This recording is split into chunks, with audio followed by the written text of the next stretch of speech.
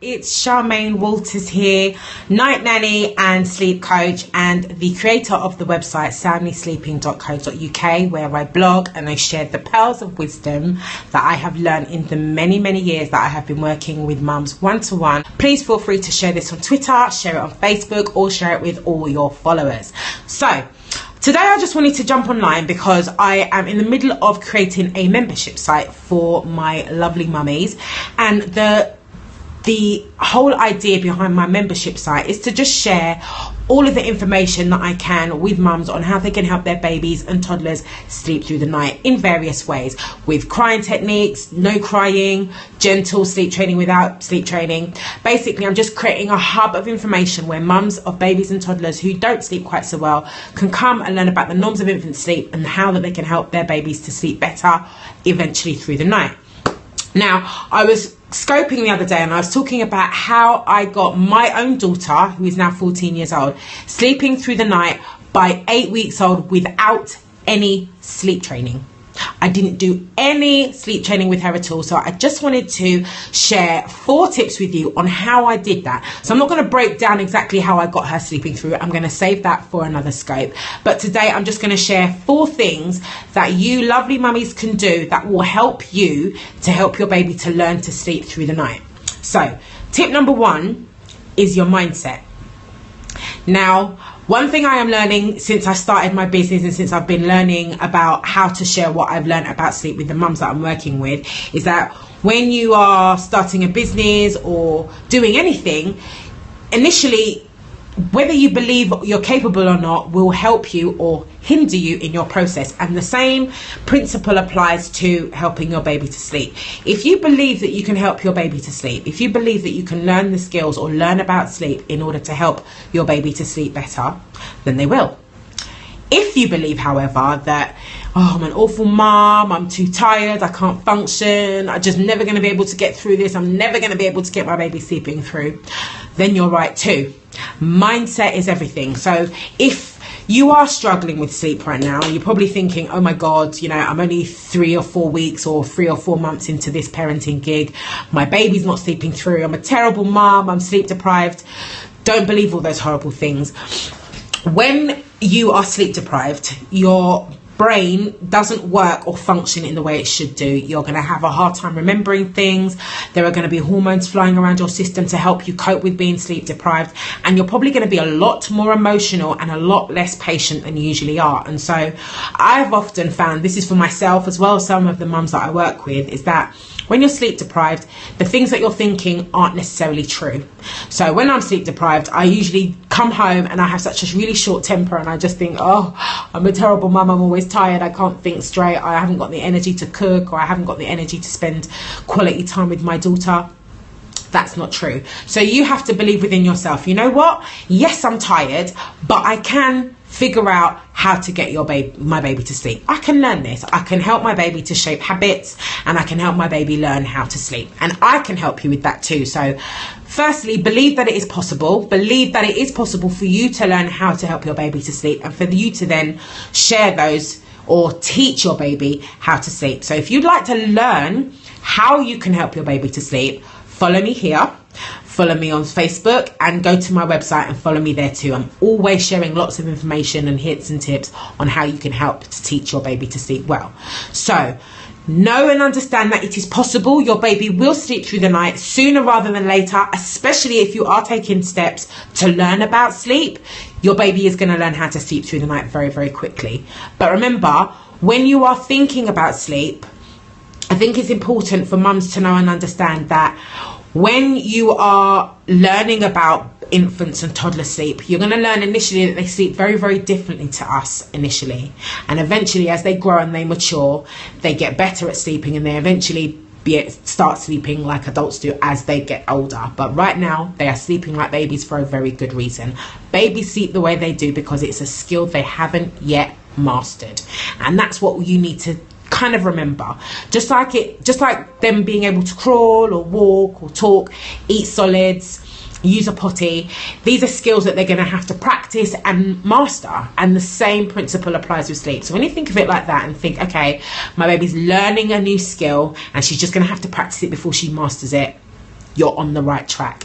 So know that it will take time. Know that your baby will sleep through the night because you're taking steps to actively help them.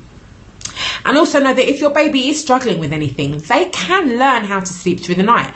You just need to build on what they can already do and try not to focus on what they find really, really difficult.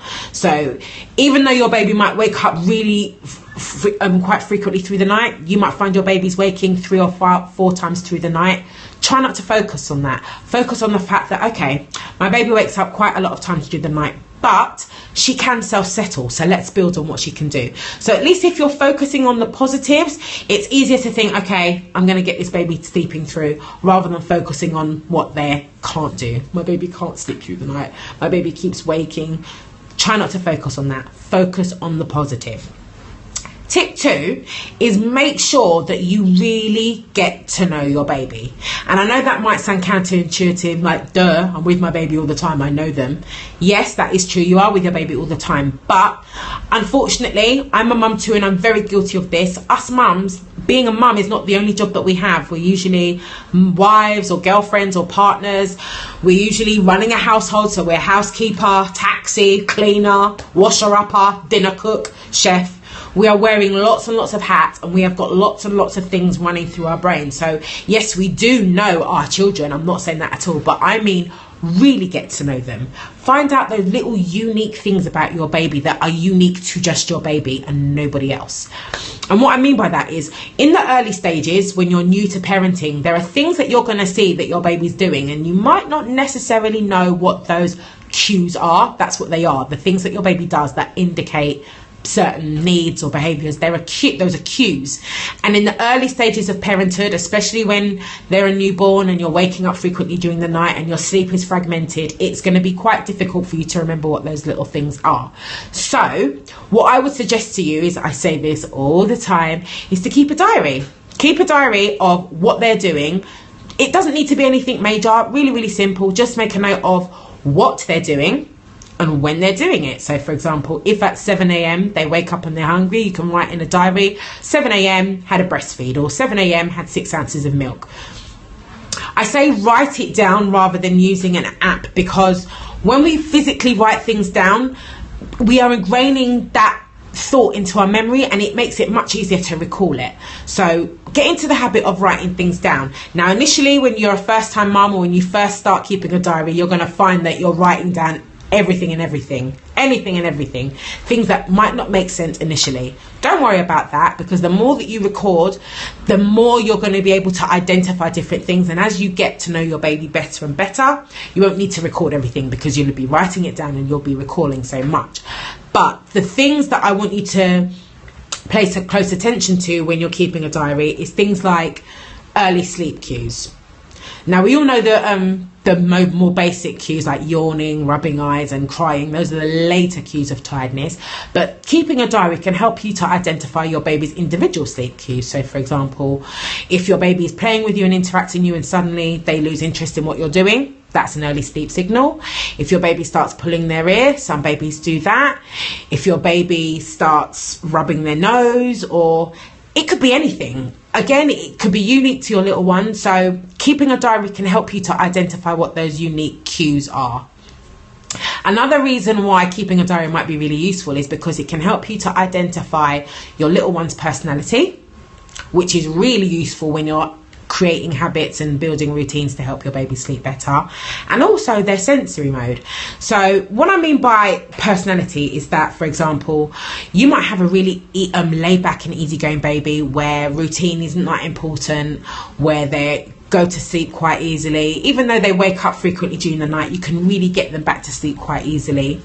Or you might have a baby that's really quite sensitive, maybe even considered to be fussy or high needs a lot of interaction from you, can be quite grumpy. You might have a baby that's really spirited and excitable. And initially, when you first come home with your baby, you might not notice this, but as they get older and they develop, their personality is going to come out. And sometimes, well, actually not sometimes, all the time, being aware of your little one's personality can really help you and set you up when it comes to creating habits and putting in place positive associations so that your baby learns to love sleep. So for example, if you have a really sensitive baby. If your baby's personality is quite sensitive and they're very close to you and very tactile with you, for example, you might notice that you might need to be stricter with your daily routine because they find it hard to cope when they're not entirely sure of what's happening next. And that would apply to a sensitive baby, whereas with a spirited baby, you can be a bit more flexible with routine because they can roll with the punches and they're more adaptable. So that's why things like being more aware of your baby's personality can be really useful for you. Something else that can be really helpful and useful in the getting to know process is being aware of your baby's sensory mode. And what I mean by that is that our babies and our little ones learn about the world around them. They build up their knowledge and understanding of the world around them through their senses. So through what they see, what they hear, what they taste, what they smell, and what they touch. And you might notice, for example, this is something that I've noticed with a good few of my clients of lately, that your baby might be extremely visually aware. Now, I've got this one client, lovely little boy, he's such a cutie, but even when he is tired, he cannot stop looking at what is going on around him. He's literally like this. Like this, completely nosy. Whatever is going on around him is far more interesting than going to sleep. And he's so tired, but he can't switch off. And so for him, we have to make sure the room is pitch black because he's got a few pictures and murals in his room. So we have to make sure the room is pitch black before we get him off to sleep. Because I know no matter how tired he is, he cannot stop himself from looking at what's going on around him. Another example might be, I have another little baby who I look after who's very, very tactile, and he has to have like a little soft lovey in bed with him, and he needs it to go to sleep. He finds it really hard to fall asleep, and he's, you know, very, very tactile, and his sense of touch is his most heightened sense. So think about that. Is your baby very visually aware? Are they very sensitive to sound? Do they like touch? Think about that when you're thinking about your baby and getting to know them. Have you noticed that they've got a sense that is more stronger for them? And if they have, you can use that. You can build habits around their sensory mode, their sensory preference, if you like. So yeah, getting an idea and getting to know your baby, understanding their personality, getting to know their sensory mode is really useful, especially when it comes to building habits.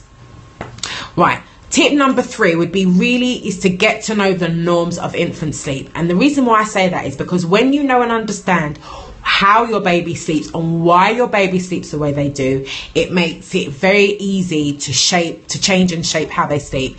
It makes it easy to understand why perhaps there are nights when they're not sleeping as well as they will.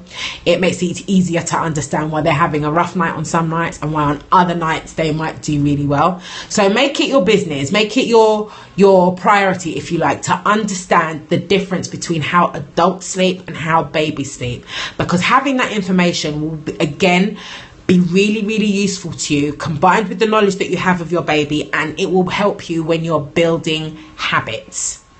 And this leads now to my last tip, which is build positive habits. Building positive habits around your baby, combined with the 3 other tips that I've shared with you, will really help you to create a happy little sleeper. Now, I know these things work because I work with my one-to-one clients when they are first coming home with their babies from hospital and their newborns. And I don't do sleep training with babies under 6 months. And the majority of the time, by the time I've finished working with those clients, their babies are sleeping through, when that wasn't even the goal. The goal was to just give mum some respite, let mum catch up on sleep, and to help baby to build up some positive sleep habits. And by the time the 4th or 5th month comes, baby's sleeping through the night. I've sometimes had babies sleeping through the night earlier than that, sometimes later than that. Again, results aren't typical because every baby is individual, every baby is unique. But I know for a fact you do not have to sleep train to get your baby to sleep through. So when I say build positive habits, the positive habits that I'm thinking of in terms of habits that encourage a love of sleep are set a precedent between daytime and nighttime. And what I mean by that is have 2 very distinct modes of behavior for the day. So in the daytime is about alert, brightness, activity, noise, getting out and about, playing with our toys, talking and interacting. Whereas nighttime is about quiet, dim lights, low levels, quiet noise levels. It's very, very dark, very, very quiet, and energy is very, very low key. Interaction is minimal. and everything is just brought down a level. If you notice, I went from talking really, really excitedly to talking really, really calm. And so if you can have those two contrasts and be regular in that, so in the daytime, you're up, you're active, you're alert with your baby, you're talking with your baby, you're interacting, you're taking them out, you're playing. But at night time, it's all about bringing the energy level down, keeping it dark, being very, very calm. You need to model those modes of behavior for your baby, and you need to help them to transition from one mode to another. That's where having a bedtime routine comes in. The bedtime routine, if you don't know what one is basically a routine or a ritual where you help your baby transition from one mode of behavior to another, which is being awake, active and alert, to calm, relaxed and ready to sleep. And that is the whole point of the bedtime routine. So that's a great habit that you can build in, helping them to understand the difference between daytime and nighttime and helping them to transition between the two. Another great habit you can help your baby learn is the ability to self-settle. Now, when I say self-settle, I do not mean leaving them to cry and having them calm down. That's not what I mean. What I mean by self-settling is having a baby who is able to fall asleep without needing physical intervention or interaction from you. So that usually means a baby that's very, very calm and can be put down in her cot. And I'm not saying that you put her in a cot and leave her. She might need you to still be present with her, but you're putting her down in her cot and you're helping her, and by you being with her, she's able and comfortable enough to fall asleep on her own without you needing to rock her to sleep, feed her to sleep. You might need to stroke her cheek, or she might need to hear your voice, but she's able to fall asleep independently. She's able to settle to sleep by herself without needing your physical interaction or input. Your little one might still need your physical presence, but your physical interaction or intervention is not needed to help them get off to sleep. So that's a really useful one. Again, play to their strengths, build habits around their sensory mode. So as I was talking about in tip number 3, I was saying get to know your baby's personality, get to know your baby's sensory mode, because by getting to know those things, you can know and understand how to execute, that's the word I was looking for, how to execute those habits in the most effective way. So for example, as I said earlier, if you have a baby that's really, really sensitive and is quite clingy and high needs, they're not going to respond well to a very flexible routine. They're going to need a really strict routine. And so for you, the habits that you implement will need to be strict with routine, bedtime routine at the same time every night with the same steps every single night. Whereas if you have a baby that's a lot more laid back, you could have nights where perhaps you won't need to do a bedtime routine, or you can take components out of your bedtime routine. Now, I'm not a fan of that. I am very much a fan of repetition, consistency and doing things the same. But my point is that every baby is going to respond differently to how you do things. So if you've got a laid back angel baby, you could be a little bit more flexible with the routine. You don't have to stick to times quite so rigidly and you'll still get the same result. Whereas with a fussy high needs baby, you might need to be a bit more rigid in your daily routine and a bit stricter and be quite regimented in how you implement your activities throughout the day. I hope I'm making sense, because right now I'm literally winging it. What else is a good habit? Another good habit to know and understand is that, this isn't a tip by the way, this is parts of building healthy habits, is to know and understand that sometimes if your baby is sleeping happily with you, so you might find, for example, your baby's really completely knocked out and in your arms, and then you put them down and they wake up again. Know and understand that their emotions are going to come into play sometimes too. And what I mean by that is that a baby that's unhappy or upset or not relaxed is going to have a really hard time winding down and relaxing. They're going to have a hard time settling off to sleep. And that's why sometimes you'll find that they're really happy and comfortable sleeping with us on our chests or with us, and as soon as you put them down on their own, they wake up again. So bear that in mind. Again, that's part of getting to know your baby. Is your baby particularly clingy or very attached to you? Consider that and bear that in mind when you're building your habits. So that's all I wanted to share with you today. I hope that this broadcast has been of use to you. I hope the 4 tips that I've shared with you have really made you think more about how you can help your baby to sleep better. If you liked what I shared with you, if you found that my content was useful, I would love it. I would absolutely love it if you could share this with your mum friends, because you just never know who might need to hear this. You never know who might be really struggling with sleep. You never know who might be having a really hard time and just thinking, ugh, this baby won't sleep and I need my sleep. So please do share this honest with you. I'm going to go now, but if it would be great if you could follow me.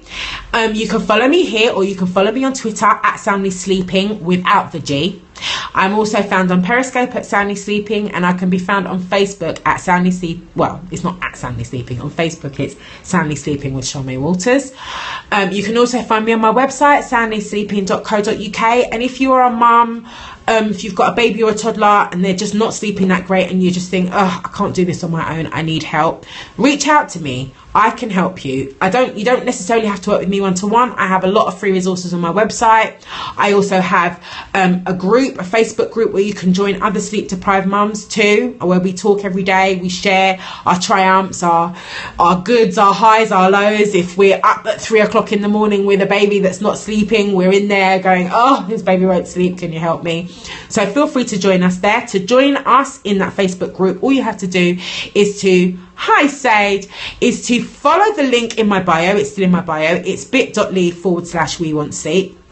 Or just go into Facebook and type in Soundly Sleeping, and my page will fly up and my group will fly up too. So if you are struggling with sleep, you don't need to go through it on your own. Having a baby that doesn't sleep, take care, Sage. Having a baby that doesn't sleep is really hard. Coping on minimal sleep or fragmented sleep is really hard. Don't go through it on your own. Sleep deprivation doesn't have to be long-term and ongoing. It really doesn't. That's all I wanted to share with you, and I will speak to you all soon, lovely mums. Take care. Bye.